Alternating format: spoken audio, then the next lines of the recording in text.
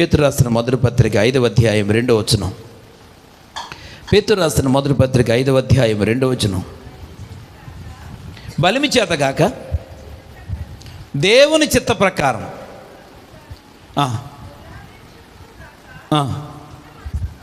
సిద్ధ మనస్సుతోను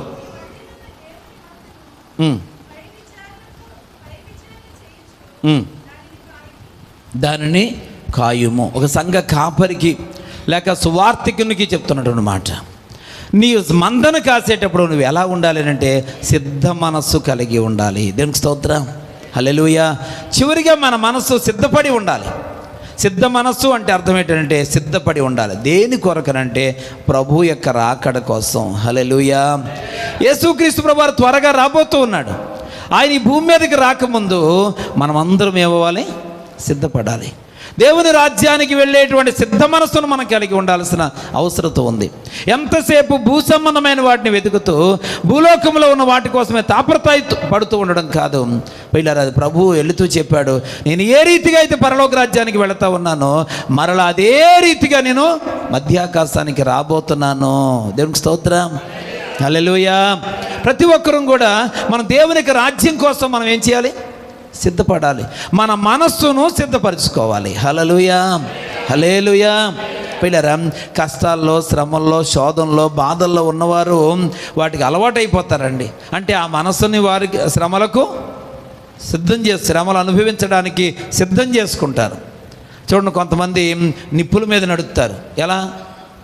వారి మనసుని నడడానికి సిద్ధం చేసుకుంటారు. దేవునికి స్తోత్రం.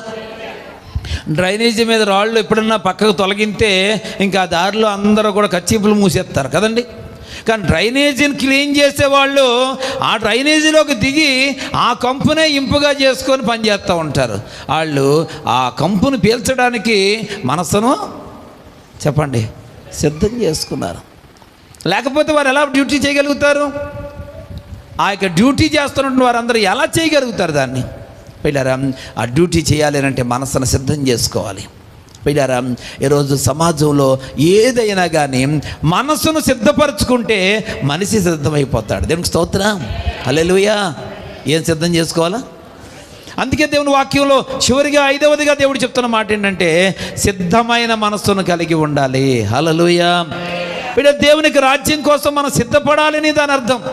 కొరింథీ సంఘానికి రాసిన 2వ పత్రిక 8వ అధ్యాయం 11వ వచనాన్ని చూస్తే, కొరింథీ సంఘానికి రాసిన 2వ పత్రిక 8వ అధ్యాయం 11వ వచనం. కావున సిద్ధమైన మనస్సు మీలో ఎలాగూ కలిగను,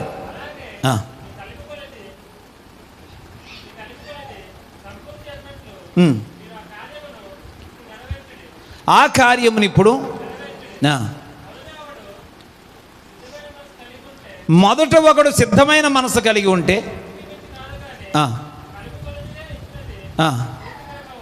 పిల్లలు, ఏదైనా కానీ ప్రీతికరమైన కార్యంగా ఎంచబడాలి అని అంటే మనం సిద్ధమైనటువంటి మనసును కలిగి ఉండాలి. అందులో మొట్టమొదటి వాడు సిద్ధంగా ఉంటే తర్వాత వారందరూ కూడా వారిని అనుసరిస్తారని దాని అర్థం. దేవునికి స్తోత్రం, హల్లెలూయా. ప్రతి ఒక్కరు కూడా ఏం కలిగి ఉండాలి? సిద్ధమైన మనసు. ఒకరు దేవుని రాజ్యం కోసం తాపత్రయపడి సిద్ధపడుతున్నారు అనుకోండి, వాళ్ళని చూసి మిగిలిన వాళ్ళు కూడా రెడీ అయిపోతారు. దేవునికి స్తోత్రం కలుగును గాక, హల్లెలూయా.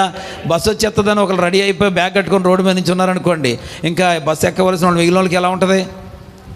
కంగారుగా ఉంటుంది. దేవునికి స్తోత్రం కలుగును గాక, హల్లెలూయా. సంతకు సంచులెట్టుకొని నలుగురు వెళ్ళిపోతున్నారు అనుకోండి, సంతకు వెళ్ళాలనుకున్న వాళ్ళందరికీ అందరూ పోతున్నారు, ఇంకా నువ్వే వెళ్తలేదు అన్నట్టు చెప్పండి, మనకు కూడా ఎలా ఉంటుంది? కంగారుగా ఉంటుంది. అంటే ఒకరు ఒక పని చేస్తూ ఉన్నప్పుడు మనం కూడా అలాగే చేసే ప్రయత్నం చేస్తాం. పిల్లరా, ఈరోజు దేవుని వాక్యం చెప్తుంది, ఒకరు దేవుని రాకడ కొరకు సిద్ధపడగలిగితే వారిని చూసి మిగిలిన వారు సిద్ధపడతారు. దేవునికి స్తోత్రం, హల్లెలూయా.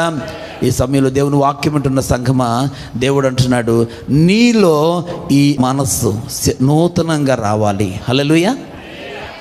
మీలో లేదు అని కాదు, ఆయా సందర్భాల్లో ఉంది.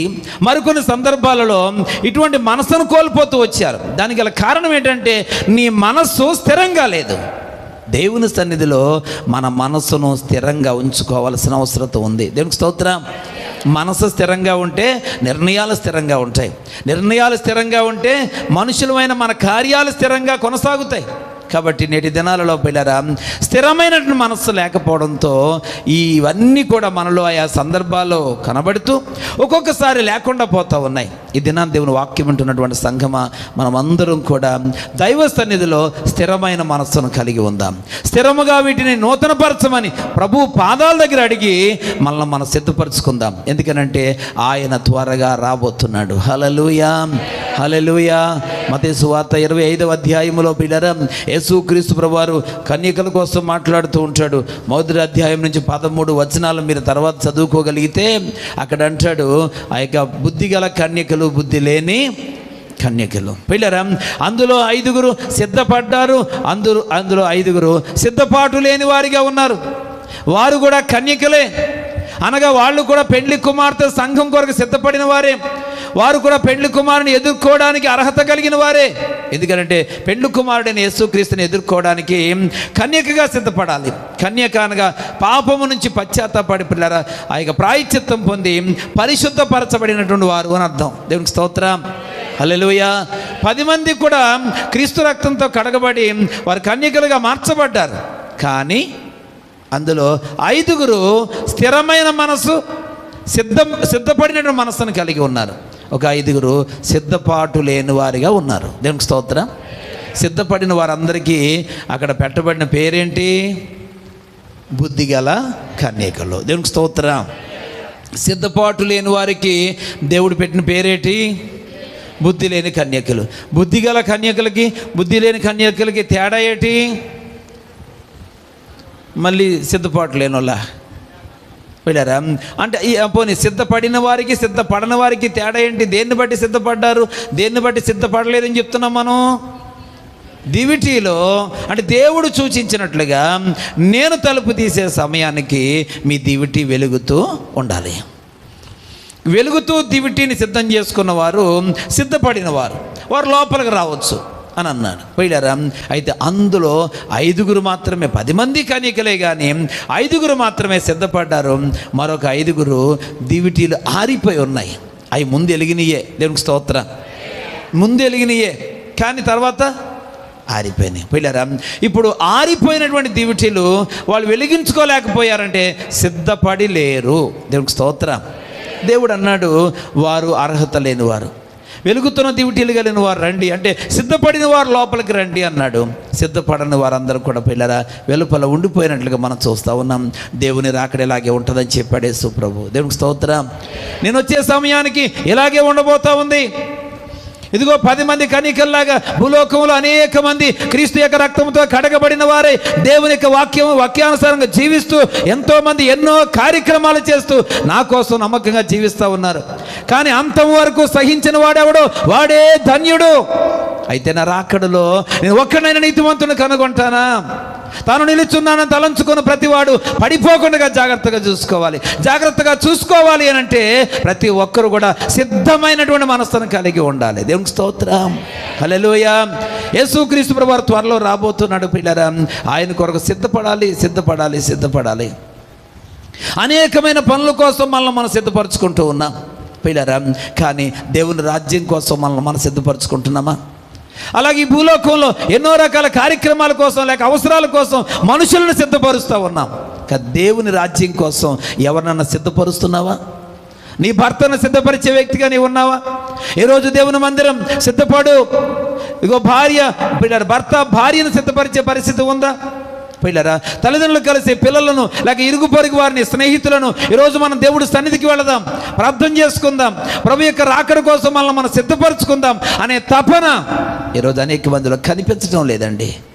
పిల్లరా ఇంట్లో ఒకరు ప్రార్థన చేసేవారిగా దేవుని రాజ్యం కోసం ఆసక్తి కలిగిన వారిగా ప్రార్థనాపూర్వకంగా జీవిస్తుంటే మిగిలిన వారందరూ కూడా భ్రష్టులుగా ఉంటూ ఆ యొక్క ఇంటికి భ్రష్టత్వాన్ని తీసుకొని వస్తూ ఉన్నారు. దేవునికి మాట వింటున్నటువంటి సహోదరి సహోదరుడా, మనమందరం కూడా మన దివిటీలను వెలిగించుకొని అనగా ఆత్మ దీపాలను వెలిగించుకొని ఆత్మీయంగా సాగుతూ ఉండాలి. దేవునికి స్తోత్రం. సిద్ధపడాలి, కొందరిని సిద్ధపరచాలి. ఈరోజు పిల్లరా మనమే దిగజారిపోతే, మనల్నే మరొకరు సిద్ధపరచాల్సిన పరిస్థితి ఏర్పడితే ఇది ఆత్మీయ దౌర్భాగ్యం. కనుక దీనికి గల కారణం ఏంటంటే సిద్ధపడే మనసు నీలో స్థిరంగా లేకపోవడం. కాబట్టి ప్రతి ఒక్కరం కూడా మనం సిద్ధపడే మనసును కలిగి ఉందాం.